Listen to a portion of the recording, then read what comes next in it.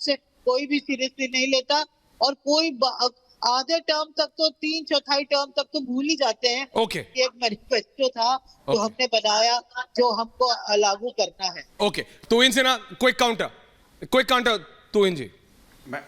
देखिए त्रिपाठी जी आ रहा हूं। किसी भी पार्टी की मैनिफेस्टो के प्रति विश्वसनीयता, किसी भी पार्टी के मैनिफेस्टो के प्रति विश्वसनीयता उसके अतीत में किए गए वादों के पूरा करने पर बनती है। तो भारतीय जनता पार्टी का मैनिफेस्टो अगर 2 दिन लेट आ रहा है, इससे कोई अंतर नहीं पड़ता है, क्योंकि भाजपा के ही समर्थक जो है पिछले वादों पर उन्होंने हम पर भरोसा किया, और वो वादे जो 3 बड़े वादे हमने पूरे किए हैं। देखिए मैं आपको एक छोटा सा उदाहरण देता हूं। ऐश्वर्या जी, एक जमाना था जब हमारे देश के प्रधानमंत्री राजीव गांधी कहते थे कि जब हम 1 रुपया खर्च करते हैं तो केवल 15 पैसे गरीबों तक पहुंचते हैं।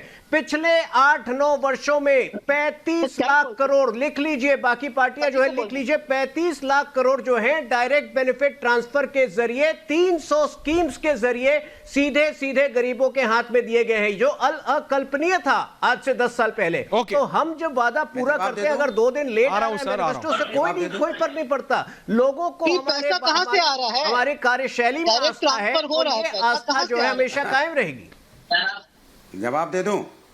बोलिए कहां से आ रहा है? जीएसटी से आ रहा है, जो पैमाने जीएसटी से आ रहा है। ओके, देखिए भारतीय जनता पार्टी, त्रिपाठी जी 30 सेकंड इनको दे दीजिए, नहीं तो ये आपको बोलने नहीं देंगे। हाँ प्रोफेसर साहब बोलिए। Bharatiya Janata Party, Deepak ji I need your analysis on this. प्रवक्ता महोदय सुनिए, भारतीय, बोलिए अनुराग जी। भारतीय जनता पार्टी के साथ दिक्कत क्या है पता? क्या है दिक्कत? दूसरे के मैनिफेस्टो पे रोज डिस्कस कर रहे हैं। ये देखिए समाजवादी ने क्या किया है, ये देखिए कांग्रेस ने क्या किया है। दूसरी की थाली में देखते हो, अपना अभी तक आता पता नहीं कि मैनिफेस्टो कहां है, तो दूसरों के बारे में क्यों ताक झांकी करते हो? ये आपके गलत कारनामे जो है वो जनता को याद दिलाने चाहिए। अहमद की पार्टी थी आपकी।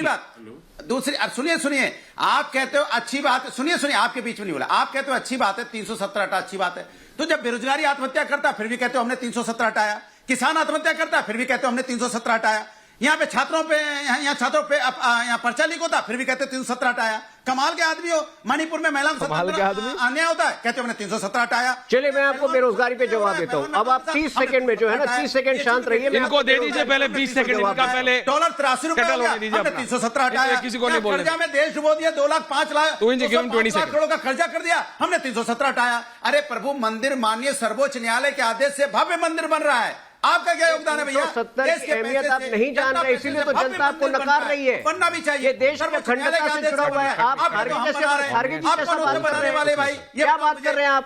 आर्टिकल 370 केवल कश्मीर के लिए मायने नहीं रखता है, वो देश की अखंडता के लिए मायने रखता है। जो भी इस देश से प्यार करता है उसके लिए मायने रखता है। कैसे देंगे आपको? प्रभुराम के बच्चों को तो आप लाठियों से मार रहे हो, प्रभुराम के बेटियों को तो रोड पे घसीटा जाता है, प्रभुराम की बेटियों के साथ अन्याय हो रहा है, बच्चे उनकी आत्महत्या कर रहे हो। आप कह रहे हो हम प्रभुराम आपको माफ नहीं करेंगे, 2024 में आपको बाहर का रास्ता दिखाएंगे।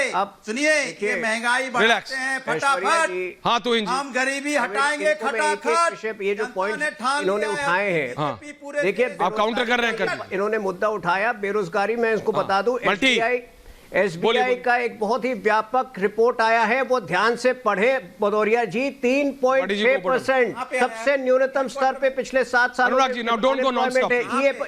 ईपीएफओ का डेटा देखिए, 1.5 करोड़ नए अकाउंट जोड़े गए हैं, 11 लाख करोड़।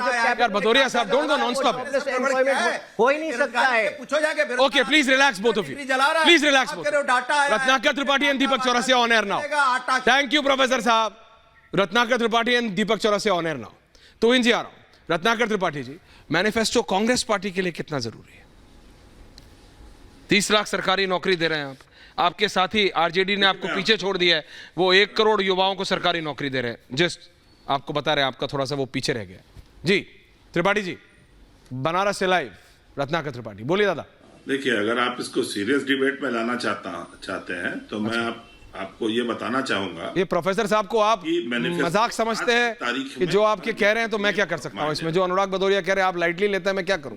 एनीवेज बोलिए सर। नहीं सर, आप अच्छे मूड में हैं, आप शर्मा जी से कह रहे हैं कि शर्मा जी ठीक से काम कीजिए। नहीं, एक बार आपने शर्मा जी को नौकरी से निकाल दिया था। अरे शर्मा ठीक से मैं किसी को नहीं निकाल सकता हूँ। ले जाओ, बोलिए बोलिए। डरता बहुत हूँ ना, इसलिए पूछ लेता हूँ। बोलिए बोलिए। अब मैं पूछ लेता हूँ ना, डरता बहुत हूँ आपसे। अच्छा, तो देखिए, आज इसको लेट्स कंप्लीट इट। आज की तारीख में मैनिफेस्टो, जैसे मैडम ने बोला, मैं नहीं मानता, क्योंकि मैनिफेस्टो रेणु जी को आज की तारीख में इस देश का मुख्य विषय हो गया है।